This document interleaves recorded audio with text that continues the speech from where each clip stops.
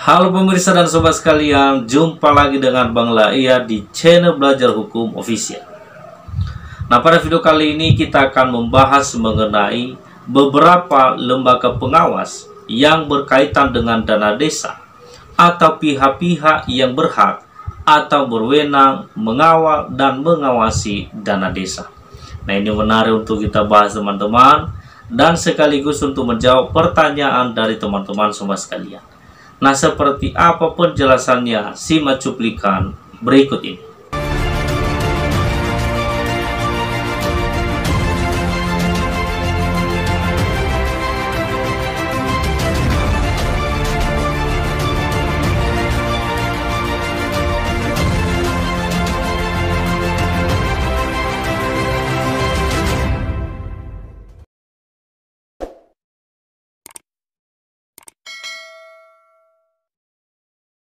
Nah, Bapak, Ibu, dan Sobat sekalian, seperti kita ketahui sebagaimana dijelaskan dalam Peraturan Pemerintah Nomor 8 Tahun 2016 tentang perubahan kedua atas Peraturan Pemerintah Nomor 60 Tahun 2014 tentang dana desa yang bersumber dari anggaran pendapatan dan belanja negara atau APBN yang diperuntukkan bagi desa yang ditransfer melalui anggaran pendapatan dan belanja daerah kabupaten atau kota.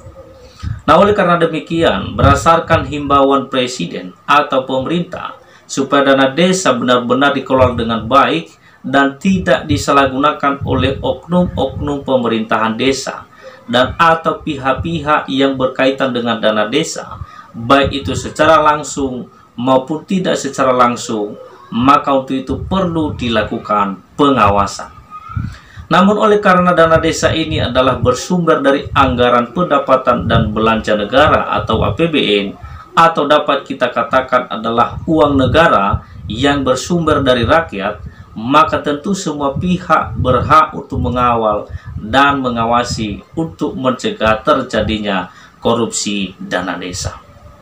Nah, sebagai pihak-pihak yang terlibat atau yang berhak untuk mengawal dan mengawasi dana desa adalah yaitu antara lain, yang pertama, Badan Permusyawaratan Desa atau BPD, yang kedua, camat atau sebutan lain, yang ketiga, pendamping desa, dan yang keempat, Satgas Dana Desa. Nah, kemudian dari lembaga pemeriksa atau lembaga audit keuangan antara lain, yang pertama, Aparat Pemeriksa Internal Pemerintah atau APIP atau inspektorat dari pemerintah kabupaten atau kota. Yang kedua, Badan Pemeriksa Keuangan Provinsi atau BPKP. Yang ketiga, Badan Pemeriksa Keuangan atau BPK. Nah, kemudian dari pihak penegak hukum antara lain dari pihak kepolisian, yang kedua kejaksaan, dan yang ketiga Komisi Pemberantasan Korupsi atau KPK.